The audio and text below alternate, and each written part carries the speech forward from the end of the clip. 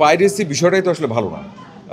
হয় না যে যেহেতু আমাদের চলচ্চিত্র আম এখন আবারও নতুনভাবে সুন্দরভাবে সবার সামনে আসছে। দর্শকদের হলে যাওয়ার প্রক্রিয়া তৈরি হয়েছে। দর্শকরা পরিবারদেরকে নিয়ে যাচ্ছে ছবিগুলো দেখতে এবং উদযাপন করছে। শুধু ঈদ না, ঈদ ছাড়াও আসলে বিভিন্ন দিবসগুলোতেও দেখা যাচ্ছে এখন দর্শকরা আসছেন। তো আমার মনে হয় যে যেকোনোভাবেই হোক না কেন, আমরা তো আসলে সবাই নিজেদের শিল্প সংস্কৃতিকে ভালোবাসি, নিজেদের দেশকে ভালোবাসি। তো ওই জায়গা থেকে আসলে এই দায়িত্বটুকু থাকা উচিত। আমরা আসলে নিজেরা নিজেদের ক্ষতিটুকু না করি। ওই সস্তা পাইরেসিটুকু করে ওই যে ছবিটা আসলে যে জায়গা পর্যন্ত যেতে পারে সেই জায়গা পর্যন্ত আটকে দেয়া, এটা আসলে একজন নিজের ঘরে নিজে চুরি করা আমি বলব।